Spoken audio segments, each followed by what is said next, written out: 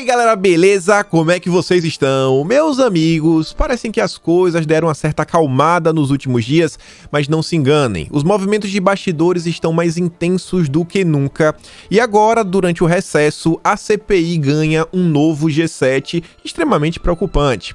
Os senadores criaram 7 grupos, cada grupo contém um tema e um líder, onde eles irão se debruçar sobre alguns assuntos para se municiar para quando agosto a CPI voltar, o bicho pegar. A gente vai comentar sobre isso, inclusive tem um desses temas que me preocupa um pouco, até porque a imprensa está ajudando muito para tentar dar materialidade aí para o caso e criar o fato jurídico que vocês já estão cansados de saber. Além disso, vamos falar da saúde de Bolsonaro, mostrar um pouco da extrema imprensa, vamos falar de 2022, parece que Bolsonaro está mais distante do patriota do que nunca. Tem alguns partidos aí que dizem que Bolsonaro já está agora olhando e conversando de novo. Vamos falar das movimentações aí do Lula, o pessoal da terceira via. Também vamos falar de Cuba, tem umas coisinhas novas, interessantes, política até internacional. E algumas coisas que eu sempre acabo esquecendo. Mas vamos começar aqui já sobre a saúde do presidente. Notícia boa, vem se recuperando muito bem. A tendência é que ele receba alta aí no final do domingo e já possa inclusive voltar a trabalhar na segunda-feira. E o médico falou que agora a questão é, ele está progredindo, vai sair da fase da alimentação líquida para entrar na alimentação pastosa. E aí ele considera líquida qualquer coisa que para comer você precisa de uma colher, você tenta beber água de garfo, você não consegue. Então você precisa de uma colher. E uma alimentação pastosa é algo que você já consegue comer com um garfo, sei lá, uma banana amassada, penso eu, né? Mas óbvio, alguma coisa que não fermente, que não dê gases, tudo para ajudar na recuperação de Bolsonaro. Então, segue bem, segue com melhoras, deve voltar aí já a trabalhar essa semana, não que não esteja trabalhando no hospital, só que eu quero mostrar para vocês uma coisa que é engraçada que aconteceu, foi o seguinte, o médico de Bolsonaro deu uma entrevista curtinha, só para falar do estado de saúde de Bolsonaro, e os repórteres me vieram com essa pergunta, sabe, um questionamento que eu me pergunto assim, por que, senhor? Por quê? Qual a necessidade disso? Olha só. Hábito que ele não vai poder mais ter daqui pra frente que não, ele tinha? o que ele quiser fazer, pode fazer. Andar de moto não, por enquanto. Não tem condição, né? Como andar de Ele moto? tá proibido de fazer Não nos chega todos de os próximos motociata. dias. Não é que chega de motocicleta, é que amanhã ele não pode andar de moto. Quando ele estiver bem, ele pode voltar a andar de moto. Eu não sou contra a motocicleta, né? Lógico. Tá bom? Obrigada. Tchau pra você. Valeu. Bom dia. É brincadeira esse, gente? Tem algum hábito que ele não pode deixar de fazer? Não tem. Por hora, não, né? Quer dizer, por hora até tem que se resguardar de algumas coisas. Mas no longo prazo, Bolsonaro vai se recuperar, vai ficar 100%, e aí pode voltar a fazer tudo que ele quiser. Andar de moto? Pô, andar de moto hoje não pode, mas vai poder. Aí vem jornalista, e motocicletas? Que é que tem a ver uma coisa com a outra? É só aquela pergunta que caso o médico falasse não pode motocicleta, aí ia sair em todos os jornais, né? Médico diz que Bolsonaro não pode realizar motocicletas. Ia ser aquela chatice de sempre, aquela encheção de saco, mas tá aí. A lacração dos jornalistas é algo absurdo, mas tudo bem. Falando aqui a questão de Bolsonaro, já vamos entrar na questão da CPI. O pessoal vem trabalhando bastante. Eduardo Braga deu aí uma entrevista para a Folha de São Paulo que ele diz uma coisa que é interessante e o restante todo da entrevista é basicamente atacando o governo para tentar recuperar o seu lugarzinho no G7. O G7 estava virando G6, ele já está querendo, sabe, cair nos braços de Omar Aziz e de todo esse pessoal. CPI tem que estar atenta aos limites da Constituição para não sofrer derrotas no STF, diz o Eduardo Braga. E aqui é um ponto extremamente interessante, que ele está falando da questão dos sigilos. As próprias empresas Big Tech se pronunciaram falando que, não tem como atender, vocês estão sendo extremamente genéricos, mandam quebrar um sigilo assim de um bloco, vocês não apresentaram um crime, vocês não estão apresentando nada do que é necessário para a gente lhe dar acesso a dados sigilosos do povo brasileiro. Mas o pessoal segue o caminho, né? Inclusive, tentaram aí na quinta-feira, se eu não me engano, foi o dia que o Cristiano Dadavat estava lá, quebrar o sigilo fiscal. Desculpa, sigilo telemático desde 2018. Qual a necessidade disso? Tinha pandemia naquele momento? Ou é apenas o interesse de perseguir as pessoas? Então, o cara vem comentando sobre isso, você vê, ele afirma que a CPI vem exercendo um papel fundamental, mas cria risco para ela mesma, por exemplo, quando quebra sigilos fiscal ou telemático sem fundamentação e quando extrapola a sua competência. 2018, né? Não faz nenhum sentido. Mas depois ele vai lá, né? O líder do MDB lista os principais pontos do que acredita que a CPI avançou. Aí já vem, né? Batendo no governo. Negacionismo, crimes contra a saúde pública, os possíveis atos de corrupção atualmente em apuração. Sobre o último caso, o possível pedido de propina em negociação dos imunizantes por Roberto Dias, ex-diretor da saúde, ao policial militar Dominguete, que representava a empresa da VAT. Braga vê uma salada e, no meio disso, o povo brasileiro sofrendo, morrendo. Só o Braga vê, porque até agora a gente não viu nada, não tem nenhum áudio, não tem nenhuma prova, não tem nenhum documento e nenhum depoimento, com exceção do Dominguete, está falando em propina. A única pessoa que está falando em propina é o Dominguete, o doidinho, que eu espero aí que algum dos senadores peça um teste de sanidade mental. Você já pensou em desmoralização? Detectar o cara assim, ele tem problemas mentais, é um mitônomo, mente aí, sabe, torto é doidado. Estamos falando de negócios de bilhões. Qual é a credibilidade que tem um cidadão desses, Dominguete, para estar negociando com o Coronel Elcio, o Roberto Dias, o Marcelo Blanco? Pergunta o senador. Bom, ele foi atendido. Nenhuma negociação avançou. Inclusive, está tudo parado. Por quê? Porque o tempo todo eles estavam perguntando: você tem algum documento que comprove que vocês são representantes da AstraZeneca, que vocês possam vender esses imunizantes? É nesse momento que o governo ia saber que a galera, sabe, não corresponde às expectativas. Se eles tivessem as movimentações internas para a compra, iam avançar. Não aconteceu. É a famosa, é um caso único na história do mundo. É o primeiro escândalo de corrupção que não teve um único centavo gasto. Nenhum único centavo foi gasto. Mas estão achando aí. Um escândalo bilionário. Não se gastou um único real, mas é um escândalo bilionário. A imprensa está ajudando também, né? Fazendo o papel dela. E aí, vejam só. O Omar Aziz. Ontem a Folha de São Paulo me soltou essa matéria, fiquei até surpreso, falando que o estilo de Omar Aziz ofende até quem torce por ele. Sério isso? Finalmente, né? Se Deus é brasileiro e estiver imunizado, quando a CPI retomar suas audiências públicas, seu presidente, o Omar, tratará seus pares com respeito que a etiqueta da casa determina, chamando aí o Omar de um cara mal educado. Seu estilo de bedel, ao tratar com os colegas governistas, ofende até quem torce por ele. E aí, falando nisso daí, o Omar Aziz encomendou uma pesquisinha.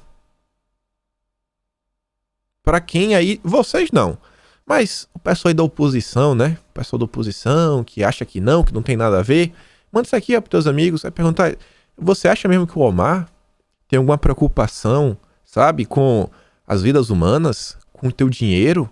Não, o Omar ele só usa a CPI como palanque político. A própria Veja aqui está falando, ó.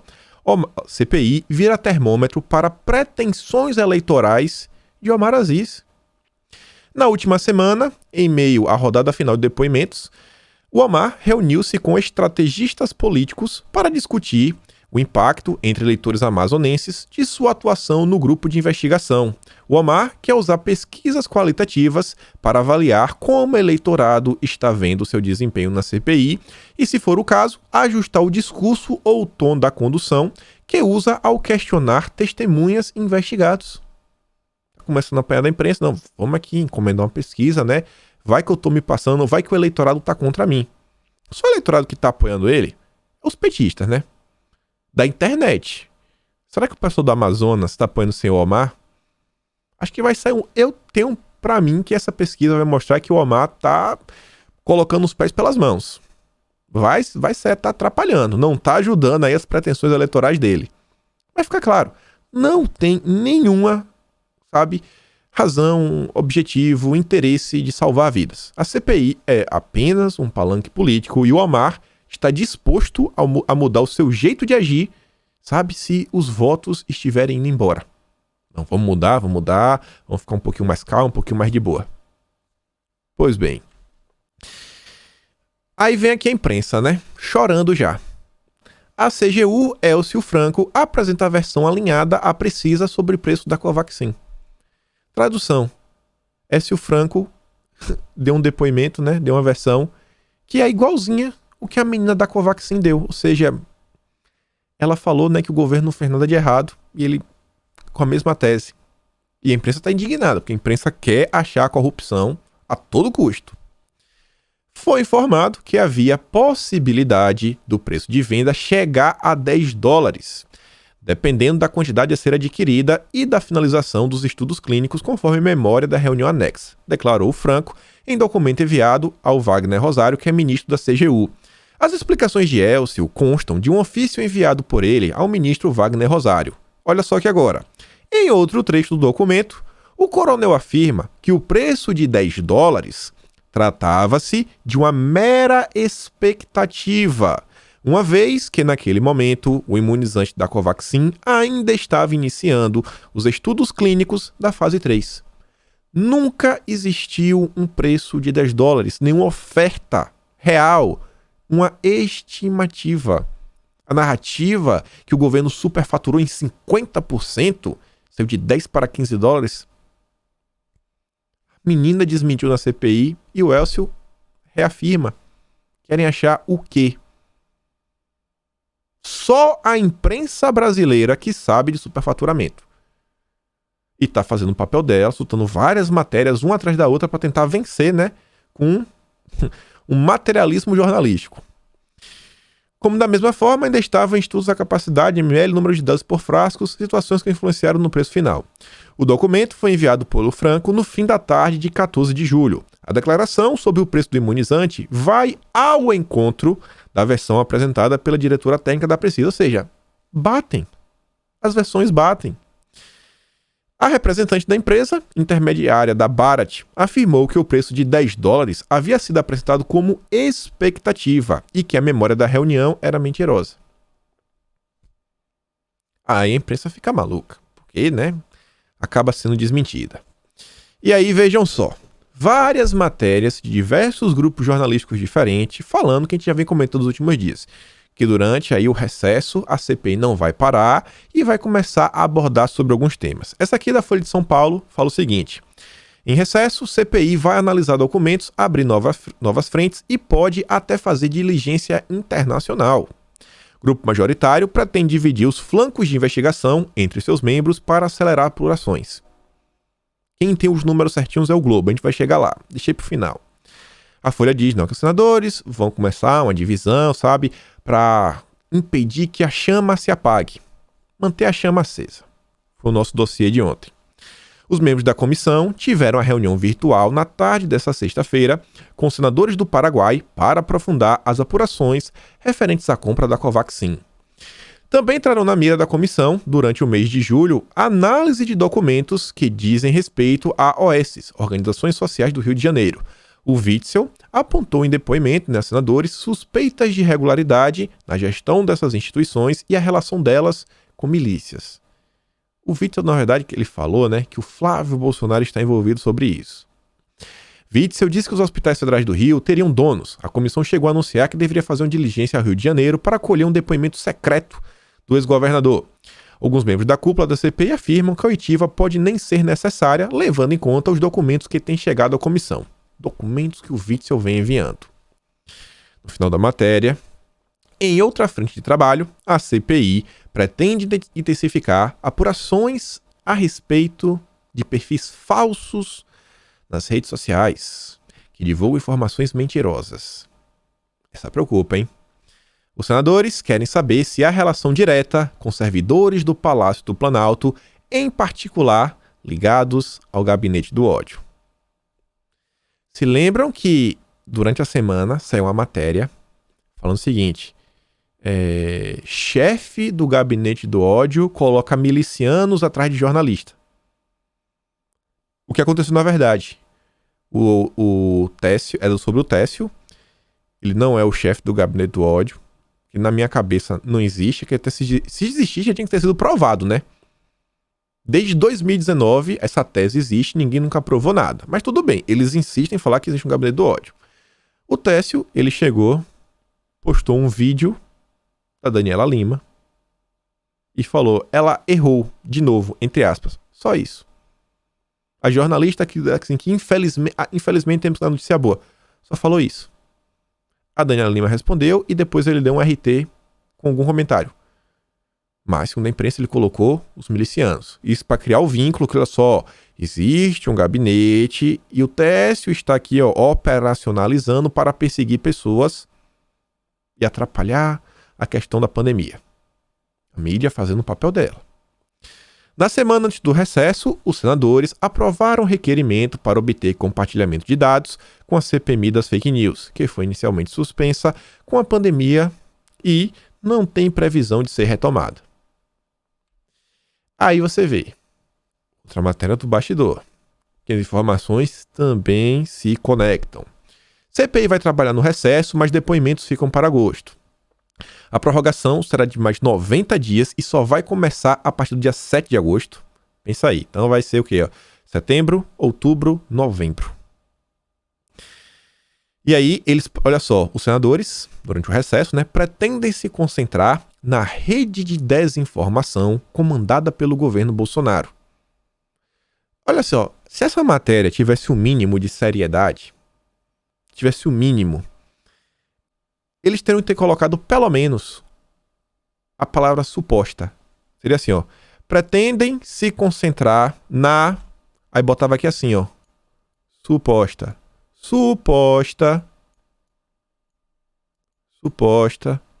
Pronto, tá bonitinho aí. Suposta rede de desinformação comandada pelo governo. É uma matéria que está afirmando claramente que existe uma rede de desinformação. É brincadeira isso? O objetivo é deixar essa investigação por último, para relacionar o atraso da compra dos imunizantes com corrupção, ao mesmo tempo em que a população recebia a recomendação de usar remédios imprestáveis para tratar doentes. Querendo deixar para o final, para unir tudo. O pessoal não é besta. A realização de viagem ao Paraguai ainda está sendo avaliada. O objetivo é a investigação da Precisa do lobista Max, empresa que intermediou a compra da Covaxin. No Paraguai, a Precisa também é acusada de intermediar a venda de imunizantes e não cumprir o contrato. Outra viagem que os senadores avaliam é ir lá no Rio de Janeiro, dar um papel no Witzel, para fazer um depoimento secreto, sigiloso, que também é muito suspeito. E o primeiro parágrafo nele, Os representantes da gigante da tecnologia, Google e Facebook, devem ser convocados para falar aí, das mentiras que estão sendo propagadas nas redes sociais. Aí você vê aqui, CPI cria núcleos telemáticos para acelerar a análise de documentos durante o recesso. Nos próximos dias, nos próximos 15 dias, a CPI, os senadores se dividiram em 7 diferentes grupos, cada grupo com um chefão. Você vê, Randolfo Rodrigues cuidará da atuação de empresas intermediárias. A Simone Tebet vai focar no caso da Precisa Covaxin. Humberto Costa, hospitais federais. O Otto, negacionismo, questões sanitárias. Rogério Carvalho, remédio polêmico. Elisiane Gama será responsável pela empresa de logística VTC. E, por último, o único grifado em azul. Esse, para mim, tá ficando complicado. Alessandro Vieira, logo o Alessandro Vieira, irá analisar notícias falsas. E por que eu estou falando logo o Alessandro Vieira? É porque tá meio complicado. Vejam só. Não sei se vocês vão lembrar disso daqui. A gente comentou essa notícia aqui, esse print aparece a primeira vez no episódio 214. Hoje nós estamos no episódio 636. Deve ter em torno de 1 ano e 3, 4 meses. Tem tempo.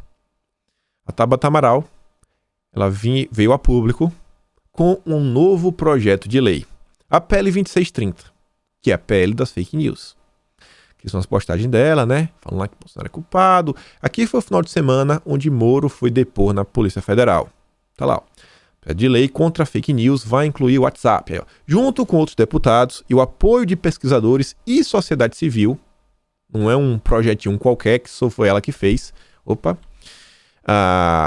Apresentamos um projeto para barrar fake news no Brasil. O WhatsApp é uma das principais ferramentas de compartilhamento de informações falsas e não pode ficar de fora. Nesse mesmo período, quem aparece nas redes é o Alessandro Vieira.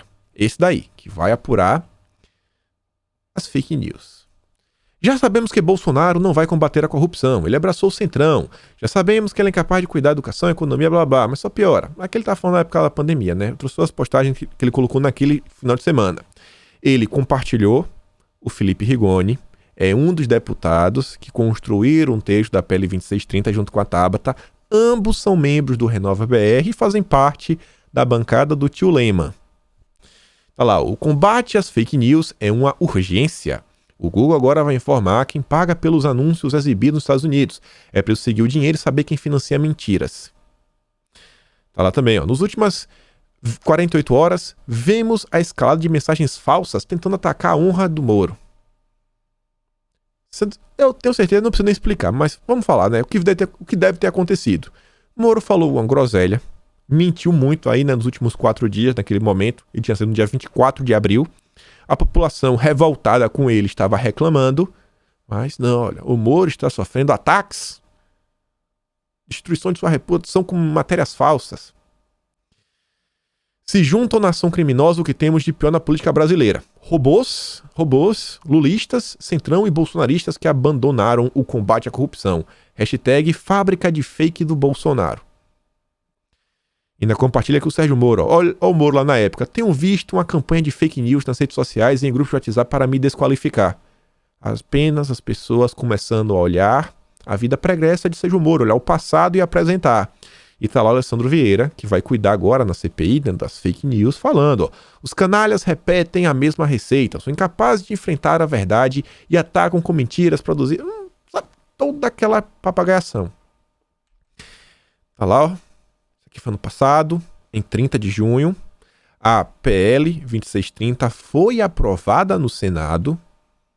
Eu venho acompanhando ela. Toda semana a lei está avançando.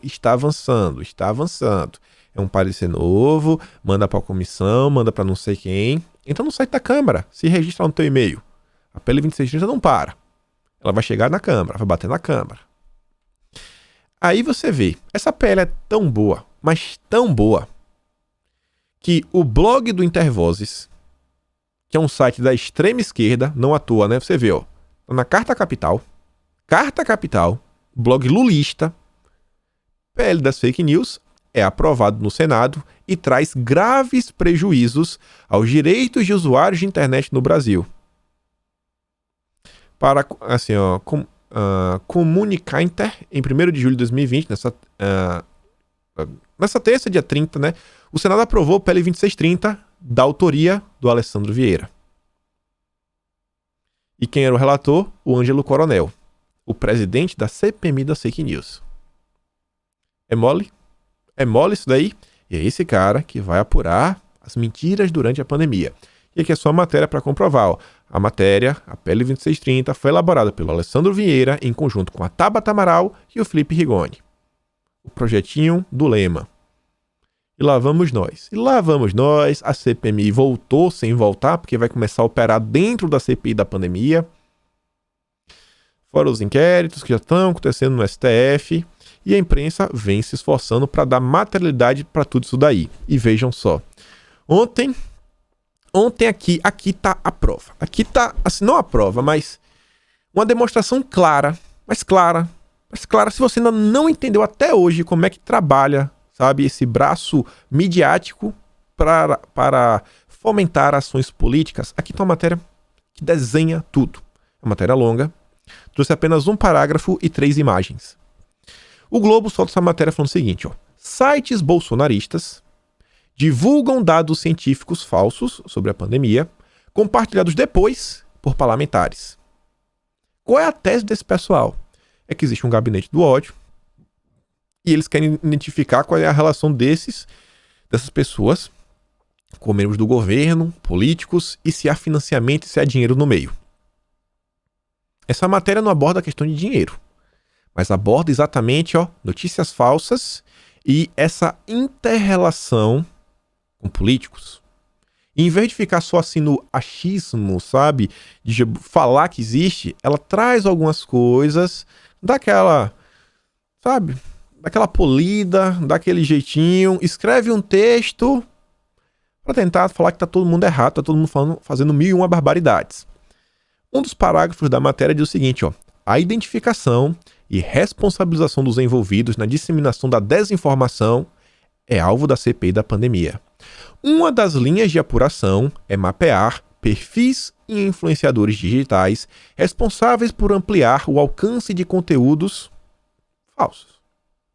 Até o momento, até agora, foram encontrados pela comissão 68 contas e 17 influenciadores. 3 assessores do Palácio do Planalto, apontados como parte do chamado Gabinete do Ódio, já tiveram seus sigilos quebrados. Essa matéria foi um pouquinho mais honesta no que eu bastidor, né? É assim, ó, apontados como parte do chamado, né, Gabinete do Ódio. Não afirma que existe um Gabinete do Ódio. E o que é que essa matéria traz? Vejam só. Eles trazem uma matéria de alguma página, um blog, um site, normalmente relacionado à direita. Aí coloca o tema, a origem da postagem, como foi publicado, quem divulgou e trazem números. Ó. Olha o alcance digital. O perfil de Osmar Terra gerou 1.300 compartilhamentos e 4.700 curtidas.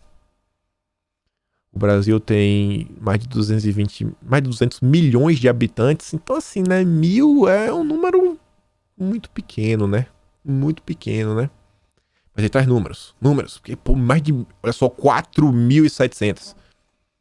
Eita, 4.700 não curtidas, não. Mas é um caos. Olha só, fazendo aquela ligação, né? O Osmar Terra, eles não pegaram de forma aleatória. O Osmar Terra tá lá no suposto Shadow Cabinet. Se lembrar do vídeo, o vídeo exclusivo, vazado, que o Metrópolis teve acesso, que na verdade era a live do Bolsonaro. A live do Bolsonaro, que tava lá no Facebook, que tinha o Zanotto, que tinha todo mundo, e falava que o Osmar Terra era quem operacionalizava esse gabinete das sombras. A matéria já foi ali, ó. Aqui, ó. Vai no Osmar Terra. Não para por aí. Girão. Lá, o que o estudo diz, como foi publicado, quem divulgou. Aí tá lá, ó. Afirmação semelhante sobre blá blá blá, mas em relação ao Butantan. Foi divulgada pelo senador Eduardo Girão durante uma sessão da CPI em maio, com a participação do Dimas Covas. As células... Fala lá, as coisas lá. Não fala isso sem alcance. Aconteceu na CPI. Vai atrás do Girão. Por quê? Porque o Girão tá lá, né? Do lado... mais pro lado do governo do que pro lado do Omar e do Renan Calheiros. Olha aí. Hélio. Olha lá, ó. Como foi publicado, alcance, quem divulgou. Eu não sei se eu coloquei aqui a outra, tinha mais uma. E a última era do Daniel Silveira. Que eles não fizeram a letra. A última, eles deixaram a última mesmo da matéria pro Daniel Silveira pra ter colocado aqui. Isso aqui eu achei ficar repetitivo. Daniel tá aí, né? Nos inquéritos do STF e ainda foi preso. Ó, olha lá aquele cara ali que foi preso, ó, compartilhando mentiras. Aí tá aqui a imprensa, ó. Ela cria o fato. Aí a galera fala, ó, aqui, ó, olha só. Tá aqui na imprensa, ó. Que existem mentiras. E essas mentiras foram divulgadas por essas pessoas aqui, ó. Aqui, ó. Tem uma prova. A prova é o quê? Uma matéria. Ah, mas é só um jornalista que escreveu? Não, se você pega a matéria e você lê, tem lá, não. Uma cientista de tal, faculdade. Você não sabe nem se a pessoa sabe o que é que ela tem assim pra provar com a cientista, coisa que seja, mas sabe como é o Globo? Dá aquela enfeitada bonitinha pra criar aquele clima. Aí você vê mais uma matéria aqui, ó. Assessor do Gabinete do Ódio se desfez de 7 membros de celular em outubro. Mais uma manchete que dá a entender que existe um Gabinete do Ódio. Técio já foi apontado como um dos gerenciadores da rede de perfis construída para disseminar ataques no Facebook. Aí tá lá, um dado recebido pela CPI sob segredo de justiça chamou a atenção dos senadores. Técio, cabeça do Gabinete do Ódio, pelo menos colocou entre aspas, do Palácio do Planalto, se desfez de 7 números de celular vivo registrados em seu nome em outubro do ano passado.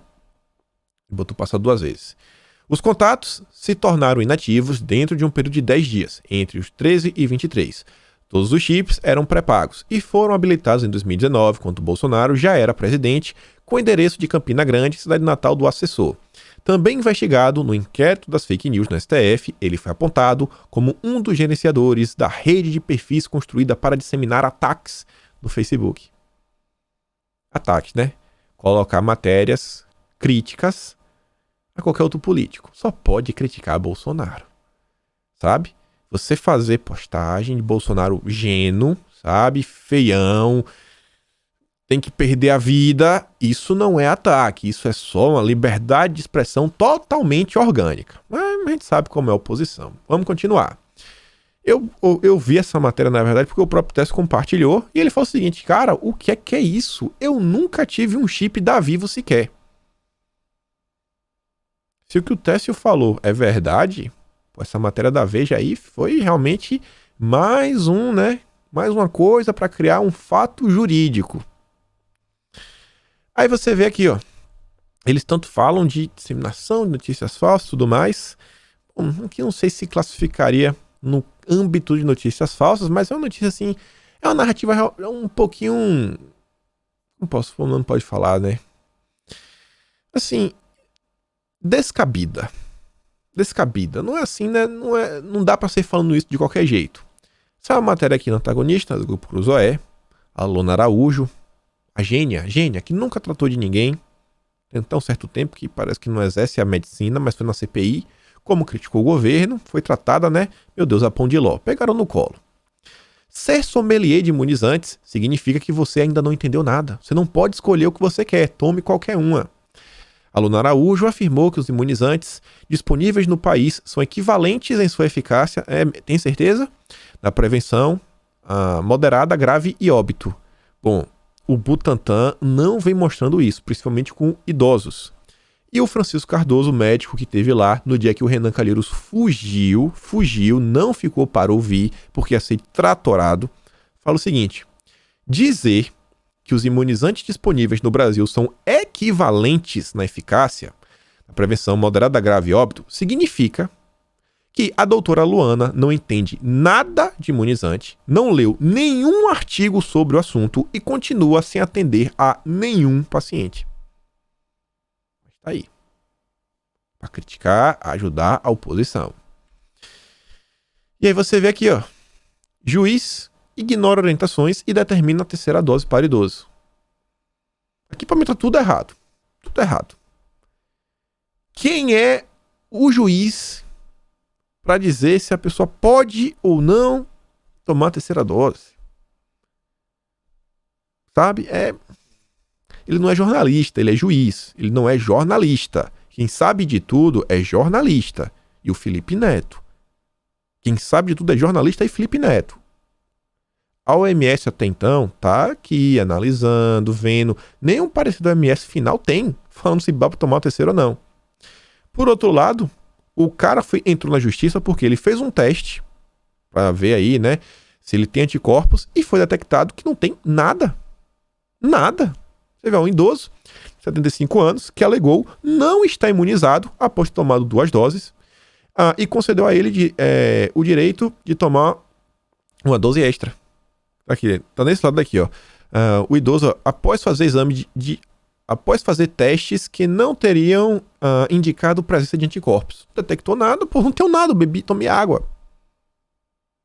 Isso daqui, o contrato secreto que o Dória fechou com os comunas, até hoje não foi revelado e até hoje a justiça tá calada, a imprensa tá calada. Qual o objetivo de tudo? Não é saber a verdade, não é salvar vidas, é atacar a base de sustentação do governo Bolsonaro, pelo menos uma das bases, né, que são o apoio nas redes sociais. Já que avançando um pouco no tema, né, você vê, a França autoriza a entrada de brasileiros completamente imunizados, mas não vale se for do Butantan, que para Luana é tudo igual. Tudo igual. Os franceses discordam disso. Aí eu trouxe aqui, ó. E aí, vamos aqui avançar, que a gente tá falando do Dória, vamos falar de 2022. Candidato nas prévias, Dória filia prefeitos e amplia a base no PSDB. Essa matéria aqui é boa, só para mostrar que a campanha já começou. O próprio Estadão já está promovendo o debate dos presidenciáveis, né, o que parece uma pré-campanha. E o TSE meio que não tá vendo nenhum problema, né? Se o TSE não tá vendo, quem sou eu para ver? Mas tá aí, tá todo mundo se movendo, o partido filiando pessoas, fazendo, sabe, seus conchavos. Lula já tá sendo em viagem de novo para fechar aí alguns apoios, vamos comentar. E o Dória, olha só, ampliou a base em São Paulo com mais 41 chefes de executivo e 25 vices, o que dá o total de 66 novos nomes. Soma lá o anterior, soma o deputado e ainda se espera que tenha mais gente. A maioria dos tucanos veio do PTB e do PSB, dois partidos que fazem oposição a Dória. Pela projeção da cúpula tucana, nas próximas semanas, 50 novos prefeitos devem entrar no PSDB em um novo ato político, que ainda não tem data marcada. Tá voando, voando. Você tá vendo Dória na imprensa? Tem quanto tempo que você não vê Dória na imprensa? Você lembra que há 3 meses atrás, 4 meses atrás, toda semana o Dória estava na TV? Quando era todo santo dia, o Dória era notícia, o Dória pra cá, o Dória era o queridinho da imprensa. O Dória desapareceu por um simples motivo. Tá trabalhando demais pra fazer que os planos políticos dele aconteçam. Não é trabalhando pro povo nem nada. É trabalhando para os seus interesses. A ofensiva ocorre no momento em que o Rodrigo Garcia, que o Dória trouxe, vai formalizar sua inscrição nas prévias estaduais do PSDB como pré-candidato ao governo paulista. A formalização será na semana que vem. É uma movimentação que o Dória está fazendo para garantir que o candidato dele vai ser o candidato do PSDB. Para impedir que o Geraldo Alckmin seja o candidato pelo PSDB. O Dória tá aí, usando toda a máquina contra o Alckmin. Isso é engraçado, porque se hoje a gente tem esse problema no Brasil chamado João Dória, quem pariu esse problema, quem trouxe Dória para a vida pública foi o Geraldo Alckmin. Tá provando aí do próprio veneno. O comando do PSDB paulista marcou para segunda-feira reunião para debater as prévias em São Paulo e abrir processo de inscrição. A ideia, segundo Vignoli, é que seja no mesmo período da nacional. Isso daqui não é aleatório. É mais uma forma de apertar o Alckmin, porque qualquer agenda que o Dória for fazer, ele pode levar com ele o Rodrigo Garcia e vão juntos, já conversam juntos. É 2 coelhos com a cajadada só. A ideia é isolar o Alckmin a todo custo. Dória não é besta. E aí, vejam só, Lulinha vai viajar para Pernambuco e outros estados. Aqui tá falando do Pernambuco especificamente, onde a gente falou dos outros estados. Ontem, inclusive, falamos, isso tem vídeo, como o Pernambuco era um ponto chave pro Lula para realmente, né, como posso falar, fechar essa parceria com o PSB. A partir daí, hoje, dentro da esquerda, o mais importante. Inclusive, já tá no PSB, né, o Flávio Dino e o Marcelo Freixo, que estão articulando para o Lula dentro do partido. O PSB de Pernambuco, a seção mais influente do partido, vai receber a visita do ex-presidente Lula na última semana de julho, a partir do dia 25. Pernambuco, olha só, Pernambuco está para o PSB, assim como São Paulo está para o PSDB. Quando você fala de PSDB, você não pensa em São Paulo? São Paulo, estado de São Paulo? Assim, de imediato, é a mesma coisa. Você falar de PSB, qual é o lugar mais importante? Pernambuco. Por isso que o Lula está indo lá. Além do governador do estado, Paulo Câmara, o ex-presidente Lula, né, o petista, pretende encontrar a viúva de Eduardo Campos, Renata Campos, mãe de João Campos, prefeito de Recife. Você vê, né? Não é qualquer uma. Ela é uma figura importante na legenda. No estado, é quem define estratégias do partido e os rumos políticos do PSB. Aí, ó. É coronelato, a família Campos lá mandando em tudo. O filho hoje em dia é prefeito de Recife. Antes de Lula, na semana passada, o Carlos Lupe, do PDT, estava lá, tentando puxar perto dele. Lupe tenta repetir a parceria entre as legendas das eleições municipais do ano passado. Na eleição presidencial do ano que vem, que terá Ciro Gomes como cabeça de chapa, Lupe oferece a vice-presidência ao PSB. Tudo para trazer essa parceria. Onde o PSB se posicionar, a tendência é, assim, você ter, pelo menos, no âmbito legislativo, mais força, mais gente eleita. Lula conta, aí fala, né, com Flávio Dino, Freixo, para ajudar a articulação dele dentro do PSB. E tudo indica que o PSB vai fechar com Lula, o Ciro Gomes vai ficar de fora. Já foi pro Ciro Gomes. E aí vamos falar de Bolsonaro. Ontem a gente comentou por alto, tinha esquecido de trazer a matéria, hoje eu trouxe a de ontem e ainda a matéria, quer dizer, de anteontem é que saiu ontem, vejam só. Presidente em exercício do Patriota diz que não tem retorno de Flávio Bolsonaro há 40 dias. O Adilson Barroso está afastado. E até então, Flávio não vem conversando com o Vasco Rezende. Aí você vê, o Vasco Rezende disse que conversou com Flávio Bolsonaro há cerca de 40 dias, a respeito de seu futuro na legenda, com acerto de que o senador daria um retorno. Até agora, nada. Se quiser tomar o partido, não é bem-vindo. Se for para fazer composição positiva, será bem-vindo. Isso é que a gente falou lá atrás. Veja como são as coisas, né? O simples fato da gente ter tentado olhar as coisas como elas são, tentar olhar assim, vamos olhar as coisas como elas são, em vez de falar o que a gente deseja. Muitas vezes as pessoas querem assistir algum conteúdo para sentir o coração sendo afagado. A pessoa ir lá, lacrar, mitar, falar que não sei quem é isso, não sei quem é aquilo outro, blá blá blá, tititi. Eu sou a favor mais da linha de trazer informação para as pessoas. Naquele momento eu falei para você, pessoal, vamos aqui ser sincero.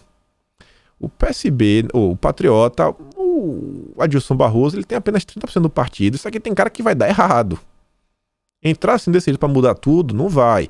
Pra conversar pode até ser. E o cara fala, pra conversar até vai, agora pra vir com tudo não vai. Tanto que o Adilson foi afastado, ainda foi referendado a decisão no TSE. Pode ficar 90 dias e depois ainda ampliar por mais 90 dias. Ou seja, na época a gente viu lá só em janeiro. Talvez, se ele voltar, ele só vai voltar em janeiro. Vamos ficar esperando até lá. O Dória tá lá, afiliando o prefeito, trazendo o vereador, tudo mais. A intenção do senador era a de controlar a sigla com seu pai. Com o fracasso no acordo com o presidente da sigla, o Adilson Barroso, Flávio reavalia a estratégia. Barroso foi tirado do posto e teve seus atos anulados após ter afastado Rezende e outros dirigentes do Patriota para obter maioria no Diretório Nacional, mudar o estatuto e abrir espaço para que Jair Bolsonaro e seus aliados tivessem um comando da legenda. E ainda sai essa outra matéria na Veja falando, após brigar com o cacique, Bolsonaro descarta o Patriota. Aparentemente, Bolsonaro brigou com Adilson Barroso. Jair Bolsonaro rompeu de vez com o Patriota, partido com o qual já não estava tendo a melhor das relações. Segundo aliados, o presidente teve uma briga feia na última terça com o mandatário da sigla, o Adilson Barroso, antes de ser internado em Brasília e depois transferido para São Paulo, onde permanece em observação no hospital. Adilson, que está afastado do comando da legenda até setembro, era a última figura amiga de Bolsonaro no partido e foi responsável pela filiação do Flávio Bolsonaro. O movimento abriu um racha na sigla que tem tentado expurgar os bolsonaristas. O afastamento de Adilson, inclusive, é visto como uma represália ao seu alinhamento com a família do presidente. E aí diz que Bolsonaro, nesse exato momento, considera agora ir ou para o PTB, ou para o PP de Ciro Nogueira, ou para o PL do Valdemar Costa Neto, ou o Partido da Mulher Brasileira, legendas com as quais já tem conversas avançadas. Para que lado vai? O que eu vi, esse daqui, o Índio, Léo Índio, vocês devem conhecer, né? Da família Bolsonaro, primo deles, se filiou ao PL, que é o partido do Valdemar, mas também é o partido do Jorginho Melo, que está lá auxiliando o governo, né? Não dá pra falar que não está na CPI. Então, volto a falar, olha a quantidade de coisa que está acontecendo nesse momento na política brasileira. E os nossos deputados, o que eles estão fazendo? Alguns realmente estão trabalhando, alguns trabalham bem, conversando aí com um ou outro. Um tava aí, final de semana, foi no estado, fez aquela rodada, sentou com o prefeito, sentou com o vereador, tentando formar base, conversando com partidos. Agora a maioria, só Jesus na causa. A maioria dos deputados bolsonaristas, meu amigo, é botar a mão na cabeça e rezar, clamar que Deus toque o coração deles. A maioria. É complicado. Eduardo Paes, é interessante, né? O PSD do Kassab. Quais são os planos para 2022? Recém-chegado ao PSD, Eduardo Paes tem dito a aliados que seus planos para o ano que vem incluem ajudar o partido do Kassab a eleger entre 6 e 10 nomes do Rio de Janeiro para a Câmara, no caso aqui a Câmara Estadual. Hoje, a sigla tem apenas 3 deputados fluminenses, Hugo Leal, Pedro Augusto e Flor de Lis. Na verdade aqui é a Câmara, acho que está falando Câmara Federal. Suspenso da legenda durante seu processo de cassação. Todo mundo diz que por onde Kassab vai, ele diz que a meta dele é 100 deputados em 2022. 100 deputados federais. Um número absurdo, acho muito difícil. Mas o Kassab tá trabalhando isso daí como louco, né? Filiando todo mundo, tirando gente de partido. E o PSD pode ser que vire o novo MDB. Tomar o lugar do MDB, inclusive nessa parceria com os petistas. Aquela parceria PT-MDB pode virar PT-PSB do Kassab. O Omar Aziz mesmo aí tá feliz da vida, tendo conversas secretas com o Lula. E aí, vejam só, avançando aqui rápido, falar agora da questão do fundão, que ainda quero falar um pouco de Cuba. São algumas matérias aqui, só quero trazer informação para vocês. Agradeço que não sei o que tenho que resolver esse problema. Para líderes, Bolsonaro não deve vetar fundão. O principal motivo citado é justamente o fato do presidente estar em seu maior momento de fragilidade política, precisando apoio no legislativo. Além disso, dizem os líderes, mais do que ninguém, Bolsonaro precisará de um fundão robusto em 2022. E a análise é o seguinte, ou seja, bola de cristal à parte, todos concordam que Jair Bolsonaro é absolutamente previsível. Ninguém sabe se Bolsonaro vai sancionar, vai vetar. Acho que todo mundo concorda. Aliados do presidente avaliam que o desgaste é momentâneo. Ano que vem, ninguém mais se lembrará do assunto. Sei, né? Acho que o pessoal vai lembrar. É muito dinheiro. O fato é que os 6 bilhões, vamos chamar de falar 6 bilhões, né? Escandalizaram a sociedade. Inclusive, eleitores bolsonaristas. Nos bastidores, deputados dizem que o valor foi uma gordurinha para ser negociada com o governo. Mas que baita gordura, hein? Eles triplicaram. No detalhamento do orçamento, o fundão pode ficar entre 3 ou 4. Se ficar em 4, já é o dobro. 6 é o triplo, né? Foi. Os mais irritadiços do Centrão alertam. Se o presidente vetar o fundo, deverá ser retaliado. A vingança seria atrasar a votação do orçamento e outras pautas importantes, como o novo Bolsa Família. As reformas, tributária, administrativa. Pessoal, não tem ninguém besta. A matéria também falando, ó, dependente do Centrão e sem apoio popular, Bolsonaro terá nova crise com decisão sobre o fundão. Essa matéria aqui dá para comentar sobre outras coisas. Prensado entre o derretimento de popularidade e a dependência do Centrão, Jair Bolsonaro terá a escolha difícil entre vetar ou sancionar a LDO, com previsão de 5,7 para o fundão. O veto à ampliação dos recursos irritaria o Centrão. Se ele veta, o Centrão fica com raiva. Que o Centrão é formado por parlamentares que são sua base de sustentação e garantem a aprovação de projetos. São os votos. E se ele não vetar, se ele sancionar, os políticos podem ficar felizes, mas por outro lado, vai ter um desgaste com apoiadores. Em número cada vez mais reduzido, como os levantamentos do Datafolha têm mostrado. Nas redes sociais, parlamentares bolsonaristas que votaram favoravelmente, têm sido hostilizados pelos próprios seguidores. Aqui que eu falei pra vocês, tem uma coisa que eu ia falar. Eu não acho que Bolsonaro ele tá tendo assim um número reduzido de apoiadores. Eu acho que vem acontecendo a distância entre a esquerda e a direita nas redes sociais que vem ficando um pouco menor. Não dá pra negar que a esquerda vem, sabe, articulando, trabalhando pra colocar seus planos pra frente. Principalmente aí com a CPI. E óbvio, ainda tem alguma galera aí na direita que acaba jogando um pouco contra e acaba gerando um monte de confusão, em vez de todo mundo procurar um tema, sabe, pra centrar. E ó, vamos aqui. Você vê, durante o ano a gente teve alguns temas que uniram as pessoas. A gente comentou ontem a Mamata Connection. Todo mundo tava comentando, quase todo mundo comentou Mamata Connection. Renan sabia de tudo. Todo mundo tava lá comentando sobre o assunto. Tivemos aí também, teve um assunto lá, quando o Lula foi solto no início, todo mundo ficou revoltado junto. E recentemente agora a questão de Cuba. A questão de Cuba, até a galera que tava assim meio afastada, meio afastada assim de Bolsonaro, assim, meio longe, voltou pra perto. Porque não tem como concordar com os petistas. E que você vê, houve uma época em que ele estava frágil no Planalto, mas com muito apoio popular. Tem menos apoio popular do que qualquer outro momento e está mais dependendo do que nunca de sua base no Congresso. Não sei se seria basicamente isso daí. Mas não dá para negar. Essa distância entre as forças, A direita eu ainda acho que tem muito mais força no âmbito digital, mas a esquerda vem crescendo. O Vitor Hugo, que é o líder do PSL na Câmara, é um bolsonarista, fala o seguinte, que os bolsonaristas torcem para que Bolsonaro vete, mas ressalta que o chefe do executivo tem um espectro grande de componentes políticos a serem avaliados.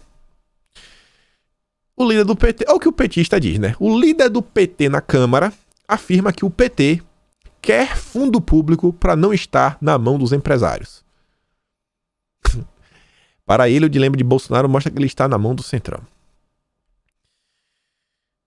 Você vê, né? Muita gente falou que os bolsonaristas foram a favor do fundão e tudo mais. Pô, mas a própria imprensa aqui já solta a matéria agora mostrando, ó. Tentativa de barrar fundão, turbinado, reuniu apenas 5 partidos. O Novo, Cidadania, PSOL, Podemos e o PSL. Toda aquela narrativa criada, que os deputados bolsonaristas são a favor do fundão, é lorota, lorota. Você pode discordar da estratégia. Qual a estratégia? É o seguinte, ó. Eles colocaram o fundão dentro da LDO.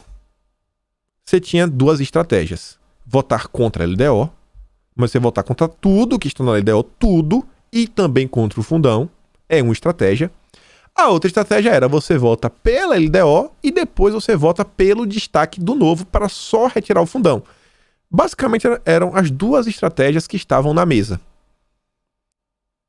Se você discorda da estratégia, tudo bem, pô, discordou, você fez uma cagada, o que você fez acabou atrapalhando. Talvez a outra forma tivesse barrado o fundão. Quais seriam os outros problemas, outras consequências? Eu não sei, não teria como mensurar. É questão de estratégia. Agora, falar que os deputados bolsonaristas votaram pelo fundão é algo assim, né, que é é bastante desonesto. Não dá pra falar isso. E aí eu trouxe aqui um comentário pra vocês, gente. Não, assim, a maior parte do tempo eu tento não reclamar. Mas esse daqui não teve como. Não teve como. A Ale Silva vem, né? Ela até fala assim que é uma opinião bem humilde, mas poderia ser bastante evitada. Essa daqui, inclusive, até já me ofendeu no passado, já ofendeu minha família, para falar o seguinte, né? Que o presidente só deve vetar o aumento do fundão se não houver viabilidade orçamentária. Não, se couber no orçamento, aprova. No mais, não vale a pena se desgastar com o Congresso. A maioria ali foi eleita usando o recurso, o que prova que a maioria dos eleitores não se importam com isso.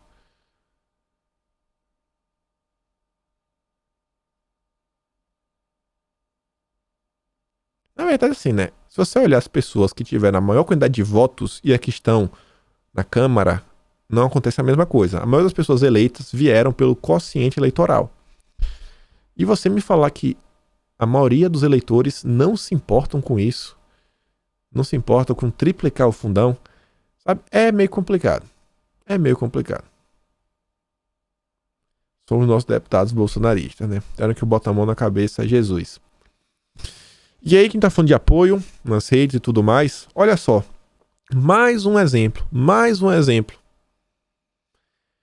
do que tá faltando hoje em dia, que é o que tinha em 2018.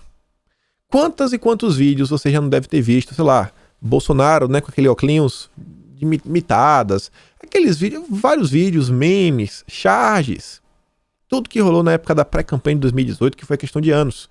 Isso daí foi um engajamento grande. Bolsonaro conseguiu principalmente penetrar aí na juventude, na moçada. O jovem gosta disso daí, é um negócio que é mais comédia, mais engraçado. Ontem Bolsonaro postou um vídeo nas redes sociais, que é um vídeo que ficou conhecido assim, que é basicamente assim, ele é um vídeo imitado do Putin. Tem um vídeo lá do Putin, que eles achatam Putin, mais ou menos assim que o Bolsonaro traz, e colocam a música e o Putin só sai andando. Só que é engraçado. Bolsonaro postou esse vídeo, eu fiz questão de colocar com o tempo, é 14 segundos. Por quê? Porque quando mostra o tempo, mostra isso aqui, ó. Esse vídeo foi visto por 1,5 milhão de pessoas. 1,5 milhão de visualizações. 1,5 milhão. Grava esse número. Esse vídeo, na verdade, até foi feito pelo Rafa Glau, que é o cara que fez outros sempre aí fazendo alguma legenda, lá do Legendagem.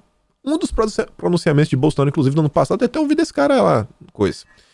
Foi mais 25 mil visualizações. E aí você compara aqui, ó. O vídeo de Bolsonaro falando sobre o que está acontecendo em Cuba, mostrando como Lula gosta, né, dos cubanos não, dos ditadores de Cuba, de Fidel Castro. Fidel é o único mito vivo. Uma das palavras é que o Lula cita durante o vídeo. Um tema que a priori é muito mais importante do que Bolsonaro andando todo quadradinho com a música engraçada. 326 mil views. Um mesmo período de tempo. Falta isso daí, falta, sabe, ser um pouco mais engraçado, um pouco mais divertida, ter um pouco mais de entretenimento. Tá faltando isso, tá? Hoje em dia, assim, o ambiente da política tá pesado. E Bolsonaro tá lá mais uma vez, né, mostrando os absurdos do que acontece em Cuba e como pessoas no Brasil, como Lula, apoiam todo aquele absurdo e falam, ó, Não desistam do que é certo e do que é necessário fazer, ou a cobrança pela fraqueza e desistência será maior do que a dor do momento. E se as gerações de agora já pagam um alto preço, imaginem as que virão. Se já está ruim hoje, imagina no futuro com Lula. E Bolsonaro diz, e nós vamos juntos resolver isso, por nós, nossos filhos e netos, pelas futuras gerações. Deus, pátria, família. E aí sobre Cuba, comentando as coisas rápidas, vejam só. Falaram tanto do bloqueio de Cuba como é um grande problema, a própria Folha de São Paulo noticia que após protestos, Cuba autoriza livre entrada de alimentos e remédios. Não é o bloqueio americano, é o bloqueio deles mesmos.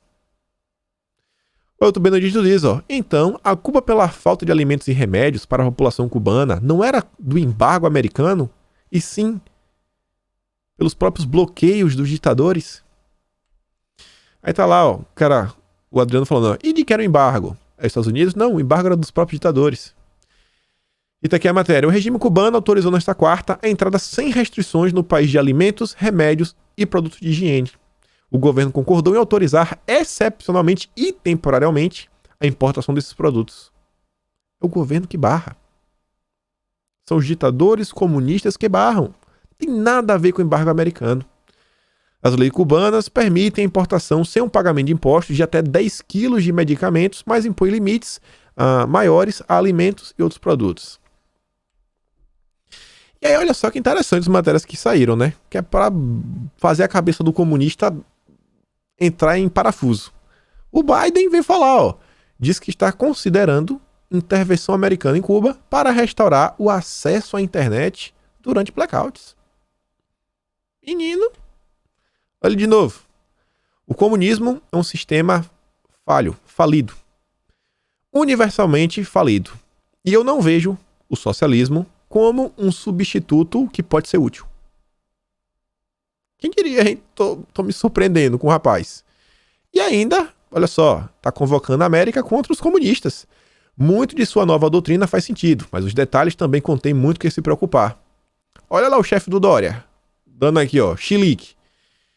Os comunistas simplesmente querem lutar pelo direito legítimo de desenvolver uma vida melhor para o povo e se opor firmemente às políticas de hegemonia. As políticas de confronto dos Estados Unidos estão fadadas ao fracasso. Depois de enfrentar derrotas e reveses, os americanos só acabarão repensando e ajustando sua política com os comunas, mesmo que isso demore muito. A este respeito, acredito que o povo comuna tenha plena confiança. Quem diria que o Biden ia botar pra essa galera passar mal, né? Tá muito engraçado. E aqui, para terminar, olha só. Olha o que a Veja está promovendo. E diz que é depois de ter teoria da conspiração. Em novo livro, George Soros defende a sociedade aberta. Investidor, filantropo, faz um alerta sobre os perigos que enfrentamos para a sobrevivência da democracia. Ele que está preocupado com a democracia. Um dos maiores investidores do mundo, Soros, ficou internacionalmente conhecido por sua filantropia e pelo apoio aos movimentos pró-democracia em favor das liberdades civis. Acredita quem quiser. E é só essa foto, eu não mostrei nos vídeos de ontem, mas olha só. Isso daqui aconteceu no Brasil, na frente de uma farmácia. Aqui, gente, é um jovem fingindo que é, sei lá, um animalzinho, um cachorro. Tá lá andando, deu um zoom na foto. Esses daí são os eleitores do Lula e do Felipe Neto. Olha a situação que o país se encontra. Vou mostrar assim, rapaz, que é assustador, né? É isso daí que está sendo estudado. É Jorge Soros com os livros, é educação, qualidade Tabata Amaral, Lulinha Paz e Amor, Omar Aziz, Renan Calheiros. A inversão de valores nesse país está pior do que nunca. O clima está tenso, mas dizem que Deus é brasileiro e eu quero acreditar nisso. Por hoje é isso. Lembre daquela curtida compartilhada, se torna membro do canal. O que mais quer falar? Tinha coisa para falar hoje que eu queria lembrar vocês. Amanhã tem Hora do Strike. Amanhã não, desculpa, amanhã é domingo para... Não é amanhã mesmo, amanhã é segunda-feira, já é domingo de manhã para você. Então amanhã, 7 horas, Hora do Strike, será com Leandro Ruschel. Ainda não sei os temas, mas no vídeo de amanhã de manhã eu conto para vocês e conto lá também no Telegram, assim que eu saber o que a gente deve estar até batendo. Então, fico por aqui, aquele grande beijo e abraço, tamo juntos e valeu. Fui, meus amigos.